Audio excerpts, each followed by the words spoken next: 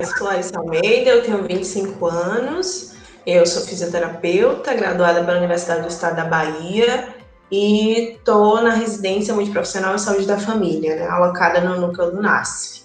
A minha rotina de estudos para esse espaço específico, né, da residência em saúde da família, acaba que atravessa todo o meu processo de graduação. Eu tive bastante interesse nesse, né, espaço de construção, de discussão de saúde pública, tanto do aspecto da saúde quanto do aspecto da educação, né? E acaba que dentro do período da graduação eu tive próxima de espaços que minimamente me deixavam próximo desses debates de conhecimentos políticos, né?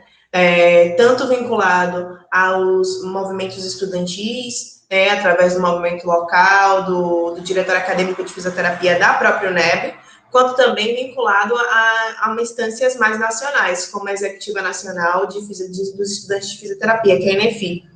Então, assim, acaba que quando alguém me pergunta, né, nossa, o que você fez para estudar? Então, assim, não só por um conteúdo escrito teórico, né, tem muito também dessa vivência prática, desses espaços de discussão, desses espaços de troca com pessoas de outros estados, inclusive de outros países, para conseguir entender o que de fato é esse contexto de saúde pública no Brasil e na América Latina. Mas também dentro da própria proposta de saúde pública, alguns espaços na universidade também conseguiram contemplar, né, esse olhar voltado para a saúde pública, principalmente dentro da atenção básica, que é onde eu estou alocada no momento, dentro da saúde da família.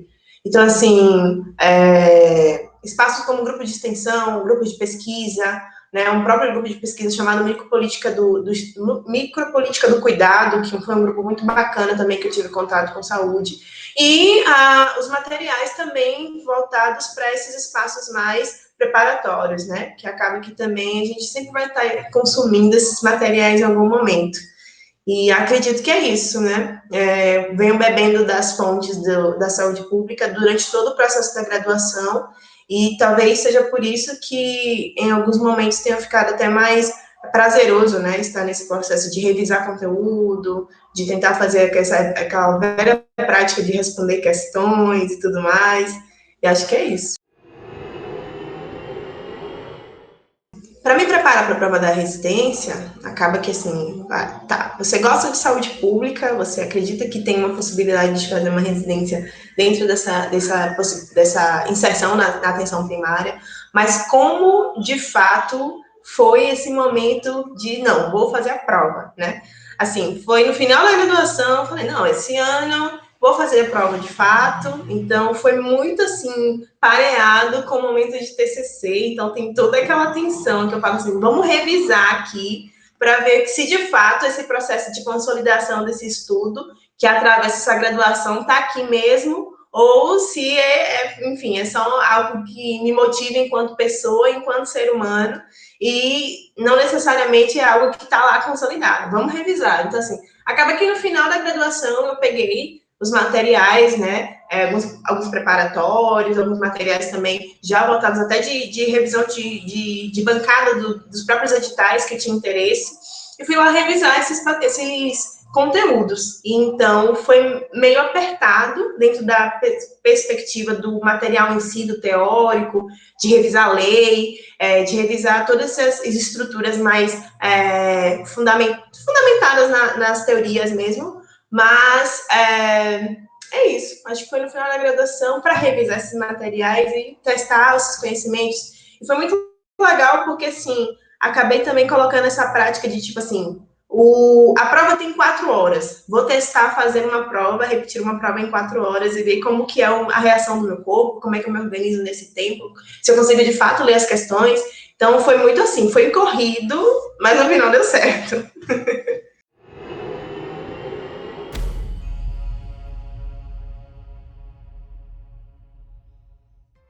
Conselho que eu deixaria para quem está se preparando hoje para uma residência vá para onde você quer e para onde você gostaria de estar. Quando a gente faz uma coisa que a gente não tem um mínimo de interesse, um mínimo de vontade, sabe aquele negócio do afeto? Às vezes a gente fala meio, parece história assim de motivacional, faz aquilo que tu mais gosta.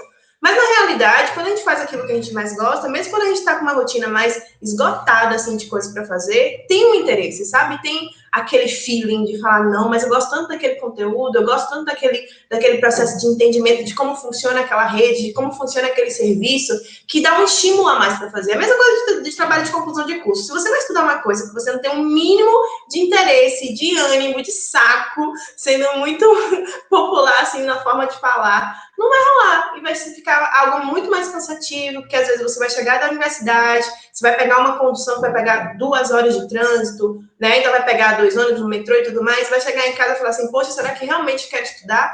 E quando você vai fazer uma coisa que você tem interesse, que você tem vontade de fazer, parece que fica mais prazeroso, inclusive. Pegar aquele material para estar lendo, para estar revisando. Então, meu conselho de tia é você fazer aquilo que você gosta. Então, eu gosto da área da pediatria, mas o edital que tem no meu município para orto, se de fato é aquilo que só tem para você e você não quer mudar de município, faz.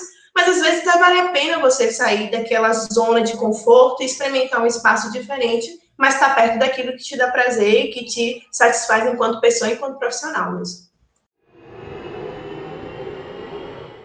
Pudesse escolher uma super-heroína para me representar enquanto residente, eu ia escolher dois heróis da Marvel. Eu gosto da Tempestade, mas no momento a Tempestade não seria muito ideal para residência, não. Eu acho que eu pegaria o Netuno só porque ele consegue se teletransportar. E, gente, seria muito bom poder me teletransportar para os espaços. E eu pegaria a Jean Grey. Porque, assim, imagina você poder mudar a forma como as pessoas enxergam a saúde. E muitas das vezes, eu sou fisioterapeuta, as pessoas enxergam a saúde, infelizmente, de uma forma extremamente clínica, medicalocêntrica, biomédica, engessada. E aí, se eu pudesse ser Jean Grey, fazer as pessoas repensarem, olhar a saúde de uma forma mais ampliada, assim, eu falei, acho que de fato aquele profissional pode contribuir para o meu cuidado. Eu acho que eu faria uma fusão assim, Netuno, me teletransportar e conseguir ter esse processo mais de telepatia. Seria interessante para ser residente. Acho que seria bacana. O vilão da atenção básica. Sabe aquele negócio assim do da Arquelina que vem o Coringa, que vem todo mundo junto? Deve ser um grupo, porque não é um só. A atenção básica sofre com alguns ataques, assim, por muito tempo. Primeiro, as pessoas enxergam que saúde é especialidade. Tem que ser uma pessoa específica, específica, específica. Nossa, mas é meio estranho você falar isso sendo residente, já que você vai sair com o título de especialista. Sim, mas o problema é quando a gente pensa isso de uma forma restrita ao pensamento ambulatorial e hospitalocêntrico. Então, o primeiro vilão da minha especialidade é esse. Imaginar a saúde de uma forma extremamente hospitalocêntrica e voltar às especialidades, que muitas das vezes a gente vai conseguir resolver muitas das vezes não, a gente resolve muita coisa na atenção básica, mas as pessoas vão acabar fazendo um gargalo enorme na atenção secundária, na atenção terciária, e acaba que a gente desorganiza a nossa rede de atenção à saúde. Segundo grande vilão, as iniciativas privadas são bem complicadas no nosso país. E a gente sabe que tem muito desmonte de saúde pública que está vinculado também a essas iniciativas privadas, que acabam também fazendo parcerias com alguns gestores e parlamentares que acabam também sendo seduzidos por esse pensamento mais voltado para esse capital, voltado para essa monetização, e acaba esquecendo que a estrutura da saúde, né, como a própria pandemia trouxe esse olhar, é essencial. E acaba que quando a gente só pensa nesse processo do quanto que vai ser lucrativo e pensa a saúde como mercadoria, você desestrutura toda uma população e deixa ela desassistida. Então, a gente percebe quanto que tem de deficiência e de subfinanciamento na atenção básica, como vista como algo tão menor e menos importante, que a gente se coloca, às vezes, numa condição de trabalho que desestimula até, porque você fica sem estrutura física para trabalhar, você fica sem equipamento de produção individual, dependendo de como que está a situação do seu município. Então, assim, o pensamento mercantilizado para a saúde, junto com a iniciativa privada, é um grande vilão. E o terceiro e último, que junta tudo isso, é o pensar a saúde de uma forma voltada especificamente para a doença. Quando você pensa que saúde é apenas a ausência de doença, mesmo com a Organização Mundial da Saúde falando saúde, é bem-estar, biopsicossocial, acaba que a gente não vê isso na prática, né? Quando você toma uma dor, você vai pensar logo no analgésico, porque você não quer saber do seu corpo como um todo. Talvez a sua dor seja porque você está meio triste, você recebeu uma notícia. Talvez a sua dor seja porque a sua casa não está muito bem organizada, as suas relações estão te atravessando de uma forma ruim. E quando você pensa que saúde é só doença, você não promove saúde. E isso, a longo prazo, demonstra quanto que tem de perfis, indicadores de saúde que mostram que a gente tem aí. Doenças ocupacionais, porque as pessoas não previnem aquelas doenças laborais. A gente tem doenças epidemiológicas e pandêmicas que poderiam, muitas das vezes, como a dengue, ser só um pouquinho de pensamento de promoção de saúde para evitar grandes problemas na nossa vida e que às vezes também não é tão interessante. Até porque, pensando lá na saúde como mercadoria, gente doente dá mais dinheiro. E é um problema. Que um residente em saúde da família ou de medicina de família e comunidade tem que ter, já que eu falei que eu queria ser uma mistura de dois super-heróis, eu vou falar dois superpoderes. Resiliência, porque você precisa ser resiliente, porque imagina você estar enxergando tudo isso e se abater apenas, né? Mas às vezes quando você encontra aquele usuário que consegue te agradecer e perceber que aquela sua presença ali faz uma diferença enorme para a vida dele, para a vida daquela comunidade, você tem esse poder de ser resiliente, né? De às vezes chegar meio abatido e voltar e perceber que tem coisas boas também ao seu redor. E o segundo superpoder é criatividade. Se você trabalha com pessoas que às vezes estão numa condição bem difícil e você não tem criatividade para conseguir organizar aquele espaço com o que você tem de estrutura, com o que você tem de arcabouço, com o que você tem de arsenal, entre muitas aspas, tecnológico, você consegue lidar muito bem, você consegue se virar. Então, fisioterapeuta, você não vai ter um TENS, você não vai ter uma estrutura de um ambulatorial, até porque não é a proposta, mas se você tem criatividade, você consegue brincar, inclusive, como, vamos lá, dona Maria, pensa que esse bastão aqui é um peso e organiza para um lado, organiza para o outro, vamos descer essa escada aqui, vamos ver como a gente faz esse treino e tudo mais, né?